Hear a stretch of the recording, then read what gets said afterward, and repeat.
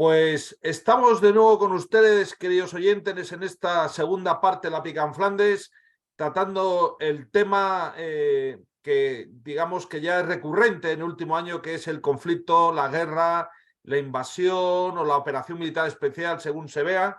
Estábamos teniendo en la primera parte unos debates, unos intercambios de palabras muy interesantes, y desde luego esta segunda parte va a girar sustancialmente en torno al mismo. Por lo tanto, y luego también la parte de los Leopard, que nos va a explicar también nuestro historiador de cabecera, don Fernando Platón. También formará parte de esta segunda parte. Así que le cedo la palabra al teniente general, que tenía que expresar algunas cuestiones a este respecto.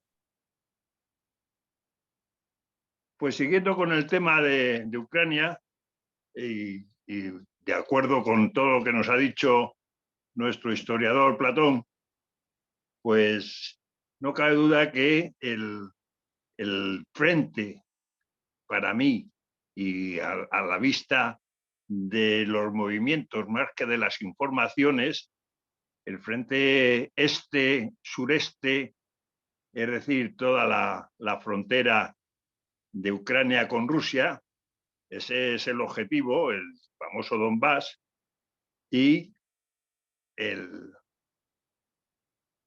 lo que no se entendió muy bien fue la dispersión de esfuerzos que hizo Rusia en el principio de la guerra o de la operación especial, como la quisieron llamar, de querer llegar a Kiev, en fin, eso se entendió poco. Su aspiración, creo yo, a la vista de los movimientos y de las noticias que vas sacando de un sitio y de otro, porque información sincera, vuelvo a repetir, no tenemos, pues era alcanzar esa franja del este ucraniano. En fin, ya algunos analistas o estudiosos del asunto hablaban de llegar al Dnieper como límite entre ambas naciones, no sé. Pero lo que sí es cierto es que esa zona del este es un frente en que ahora se está concentrando en Bakhmut, pero está ocupando la preocupación y la intención de mantenerlo al lado de Rusia. Ya sabemos que después del año 14, pues ahí ha habido una gran confrontación, incluso dentro de Ucrania, entre los prorrusos de esa zona del Donbass y el resto de Ucrania. Y ahora mismo, aparte de esa ciudad de Bakhmut, hay acciones también, pero secundarias, en otra serie de zonas también del mismo frente. Así hemos visto que Rusia ha denunciado, porque aquí se hacen muchas denuncias, en la zona de Zaporilla, exactamente en una ciudad que se llama Melitopol, pues los ucranianos han atacado una serie de bases donde están asentados los rusos, aunque es terreno ucraniano, pero ya están ahí desplegados y han confesado los rusos que han sido atacados por los ucranianos. Es decir, que no es una cosa excesivamente establecida y estabilizada el tema de Bakhmut.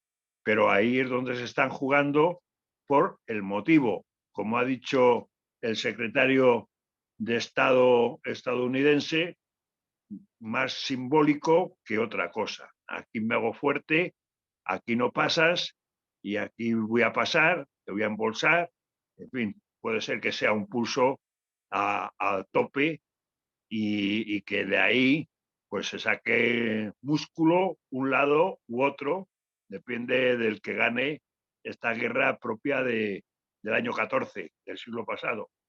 Y por último, comentar, sacando y siguiendo un poco los comentarios que ha hecho el coronel Manrique, pues recordar que hoy Rusia ha vuelto a nombrar presidente a Xi Jinping y que las fuerzas militares navales, sobre todo de China, han vuelto a moverse en dirección a Taiwán y veremos a ver en qué queda todo eso. Parecía que aquí eso no iba a continuar y resulta que tampoco la cosa está tan clara.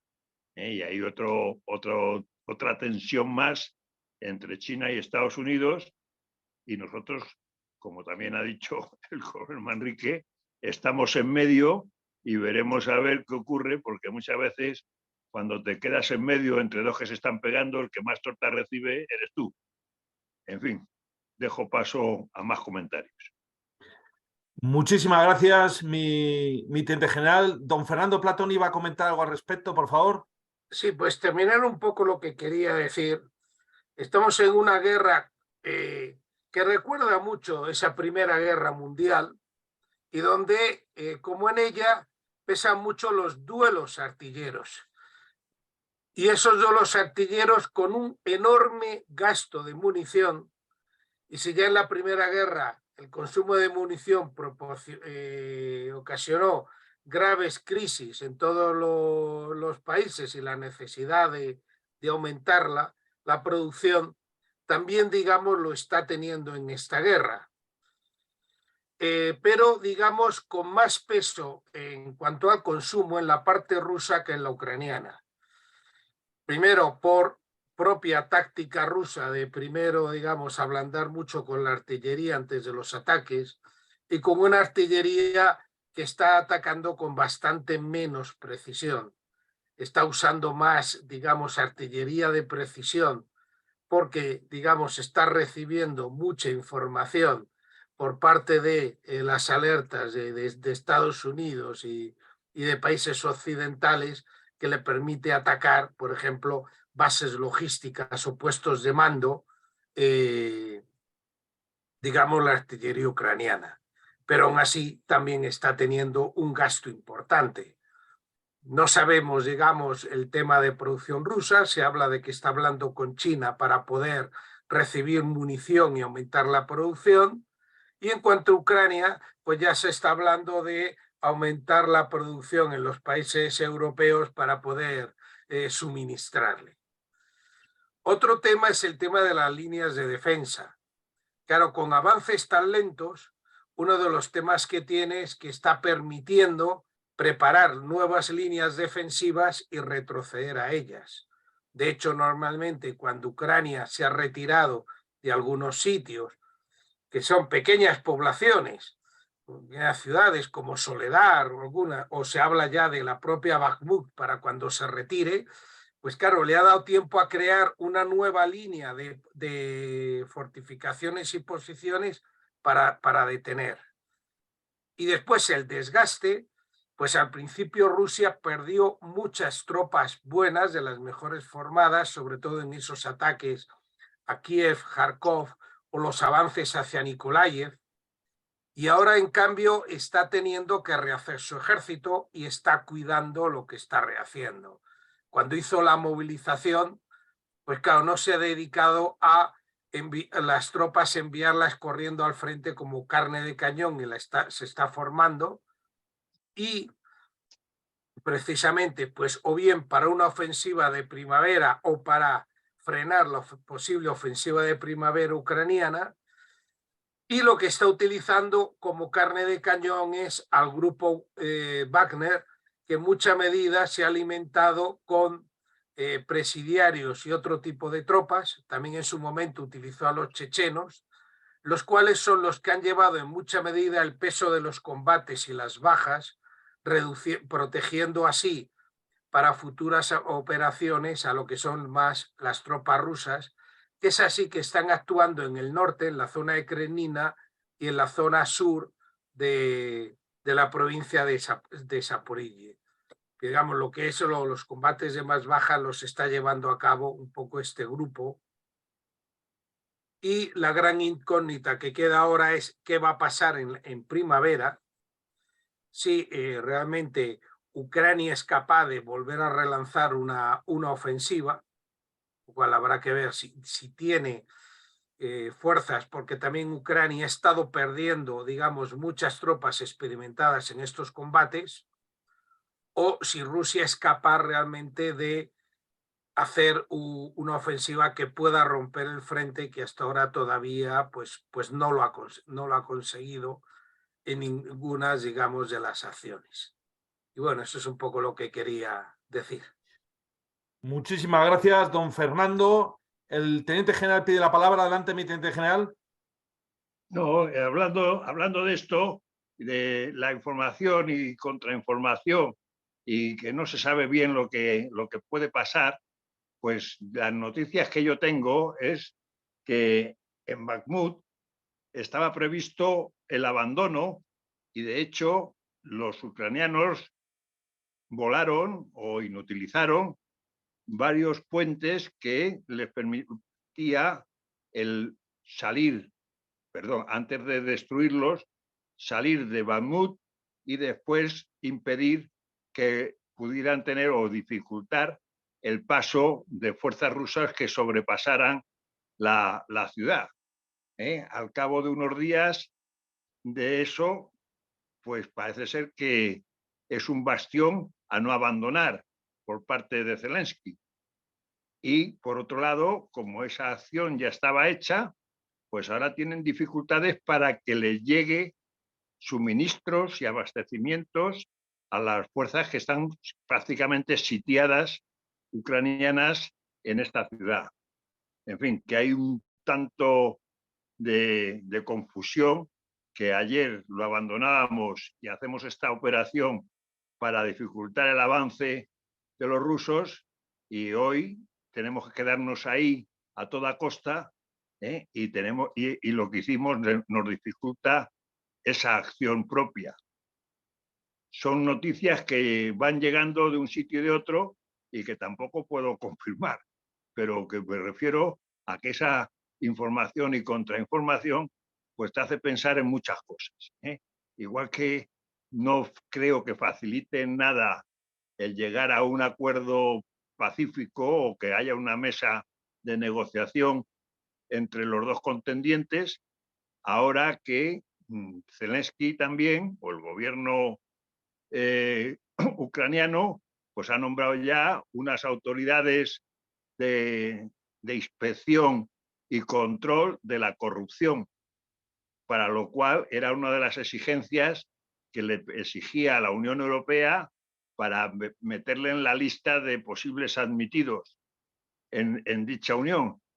Y al parecer ha nombrado ya esa autoridad con esa oficina, y eso va a facilitar que la Unión Europea le abra las puertas, por lo menos, a estudiar su admisión en la Unión Europea. Si eso ocurre, será un motivo más para que Rusia duplique su intención de no parar. Y, en fin, y así sucesivamente, noticia tras noticia, que van cambiando prácticamente al día, pues veremos a ver en qué acaba, que, como dije también la otra vez, ese final no se lo sabe nadie. Muchísimas gracias, mi teniente general. Mi general Fontella, ¿quiere añadir algo en este debate, por favor? No, nada, dejamos paso ya a Fernando, si queda sin tiempo. Antes de darle el paso a don Fernando, mi general, yo no sé si el coronel Manrique quiere apostillar algún comentario. Mi coronel, conecte el audio. De acuerdo. Nada más que volver a reflexionar sobre que esto no es una guerra entre Ucrania y Rusia. La OTAN, Estados Unidos, la OTAN, ha avanzado desde la caída del muro hacia el este tremendamente. Y lo que se ha producido desde la toma o la facilitar el que Crimea pasara a Rusia, es ese toque de atención de Rusia. Rusia no está dispuesta a seguir cediendo terreno, seguir dejando que la OTAN se aproxime a sus fronteras, como no lo haría Estados Unidos si volvieran a desplegarse misiles rusos en Cuba, o peor, en Nuevo México. Es obvio.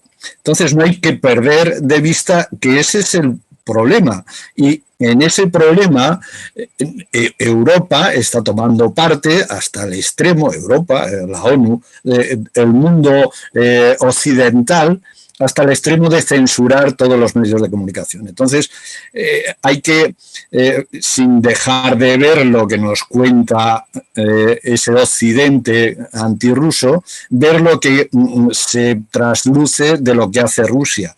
Rusia, además de poner un toque de atención en que Crimea era la base naval por excelencia suya, que parte de Ucrania está, cuando menos parte de Ucrania está ocupada por mayorías de etnia y de lengua rusa, que se estaban viendo atacadas por Ucrania y que lo que hizo al principio, aunque les saliera mal por falta de información o por que estaba muy preparada Ucrania, el mayor ejército convencional de Europa, recordemos, lo que busca es, en sus términos, desnazificar, o sea, cambiar el gobierno de ataque a Rusia, el gobierno ucraniano de fobia a Rusia, por otro que sea neutral, y desmilitarizar Ucrania. Esa es la finalidad confesada y la finalidad que se ve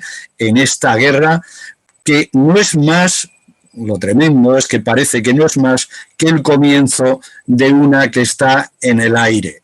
Por eso los movimientos en todo el mundo, en el Mar de la China, en Irán, en Transnistria, en Siria, en ese mundo en ebullición, esta guerra localizada en Ucrania no nos debe cegar, debemos ver para tratar de interpretar lo que nos informa uno y ese mismo lo que nos ciega a ver del lado ruso, porque si no nos quedaremos cortos. Bueno, nada más. Gracias. Muchas gracias, Miconel, por sus comentarios. Nos quedan apenas 6 minutillos, pero yo creo que don Fernando Platón sí que puede profundizar en un tema que se han tratado en otros programas de los Leopard. Adelante, don Fernando. Pues sí, pues ya en lo que hemos estado tratando de los últimos carros de combate que han estado en servicio en el ejército español, pues ya llegará al último, que es el Leopardo 2E, y que sigue ahora en servicio con nuestro ejército de tierra en las unidades acorazadas y mecanizadas. El origen de este carro viene de la carta de intenciones firmada en 1994 con el gobierno alemán, con el interés de España para dotarse con el mismo y que se fabricara en España. Tras largas negociaciones, en 30 de diciembre de 1998 se firmó el contrato de fabricación de 219 Leopardo 2E, más varios vehículos de recuperación y carros escuela.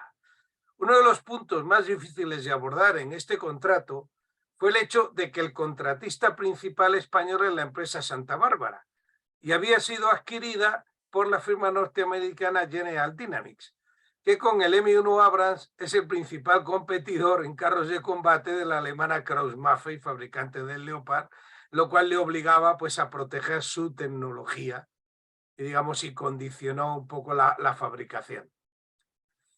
El Leopardo 2E se construye sobre la versión más moderna del carro y este incorpora importantes mejoras sobre la versión A4 de la que hablamos en otro programa.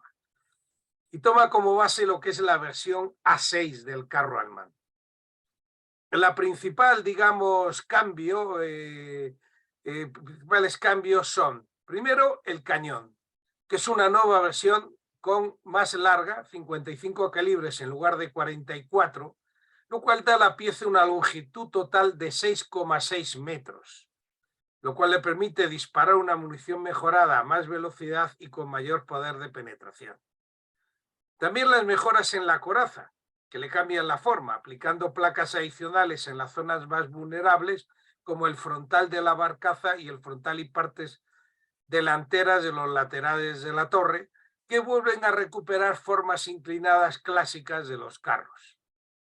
La coraza carro español es superior a la 6 y además se instala durante la fabricación de la torreta y no posteriormente en el ensamblaje, lo cual le da una mayor resistencia.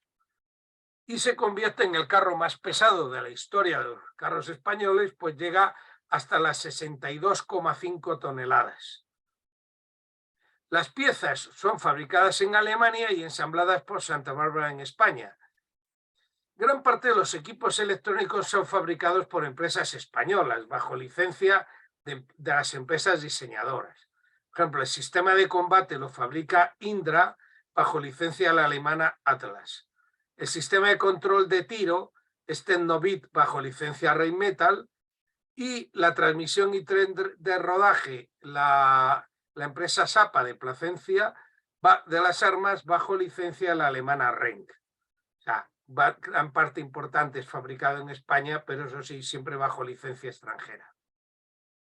Curiosamente, que de diseño totalmente español es el sistema de mando y control de amplios programas, los simuladores de entrenamiento de Indra Sistemas y, curiosamente, el sistema de energía auxiliar que permite el funcionamiento de los sistemas del tanque con el motor apagado, por tanto, reduciendo su vulnerabilidad al emitir menos señales, el cual está desarrollado por Sapa Plasencia, con tal éxito que este sistema ha sido vendido a las Fuerzas Armadas de Alemania, Suecia y Grecia.